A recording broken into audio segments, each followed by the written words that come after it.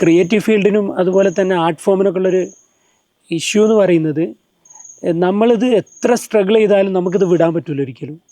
വേറെ എന്തൊക്കെ ജോബ് ചെയ്താലും നമ്മൾ ഇതിലേക്ക് തന്നെ ഒരു ബാക്ക് ടു കോളാണ്. ഇങ്ങനെ തന്നെ വിളിച്ചുകൊണ്ടിരിക്കും. അവിടെ നിന്നാണ് ഞാൻ എന്ത് ചെയ്യുന്നത്, നമ്മളെ പല ഡയറക്ടേഴ്സിനും ഞാൻ അറ്റ് എ ടൈം തന്നെ ഞാൻ പല ഡയറക്ടേഴ്സിനും എന്ത് ചെയ്യുന്നുണ്ട്, സിനോപ്സിസ് തന്നെ മെസ്സേജിൽ ഇടുന്നുണ്ട്.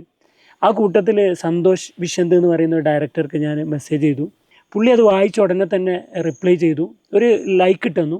എന്നിട്ട് എന്നോട് പറഞ്ഞു, നമ്പർ തന്നിട്ട് പറഞ്ഞു നാളെ തന്നെ ഈ നമ്പറിലേക്ക് വിളിക്കണമെന്ന്. അപ്പം ഞാൻ പുള്ളിയോട് പറഞ്ഞു, ഞാൻ ഓൾറെഡി ദുബായിലാണുള്ളത്, എൻ്റെ കോ റൈറ്റർ നാട്ടിലുണ്ട്, ഞാൻ ആ പുള്ളിക്ക് നമ്പർ കൊടുക്കുക, ആ പുള്ളിയെ കൊണ്ട് വിളിപ്പിക്കാമെന്ന്. ഞാൻ നിങ്ങൾക്ക് മെസ്സേജ് ഇടുമ്പോൾ ഷിനോദ് എന്നോട് പറയുന്നുണ്ട്, ഞാൻ ഓൾറെഡി കൊച്ചിയിലേക്ക് പോവുകയാണെന്നാണ് പറയുന്നത്. ഇന്ന് ഇരിക്കുമ്പോഴാണ് എനിക്കൊരു കോൾ വരുന്നത്, അറിയാത്ത നമ്പറാണ്.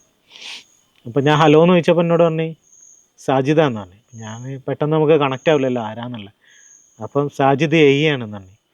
അപ്പം തന്നെ നമ്മൾ കിളി മാറില്ലോ ഇതെന്താണ് എങ്ങനെയാന്നുള്ളത്.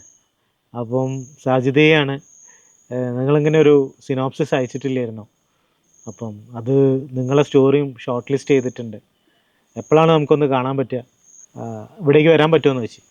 ഞാൻ പറഞ്ഞു ഓഫ് കോഴ്സ്, നമ്മളിത് കുറേ കാലമായിട്ട് പ്രതീക്ഷിക്കുന്ന ഒരു കോളാണല്ലോ.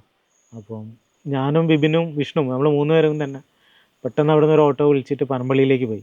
ഇപ്പോൾ പുള്ളി പറഞ്ഞു ഇതിൻ്റെ വൺലൈൻ അടിപൊളിയാണ്, ഒരു ഫിലിമിനുള്ള സ്കോപ്പ് നമ്മൾ കാണുന്നുണ്ട്, അപ്പോൾ ഞങ്ങളിത് സെലക്ട് ചെയ്ത് കഴിഞ്ഞാൽ നിങ്ങൾക്കത് എത്ര ദിവസം കൊണ്ട് ഇതൊരു ഫുൾ സ്ക്രിപ്റ്റ് ആക്കാൻ പറ്റും എന്നുള്ളതാണ് ചോദിക്കുന്നത്. അപ്പം ഞങ്ങൾ ആക്ച്വലി 2-3 ദിവസത്തേക്ക് കൊച്ചി നിൽക്കുക എന്നുള്ള രീതിയിലാണ് നിന്നത്.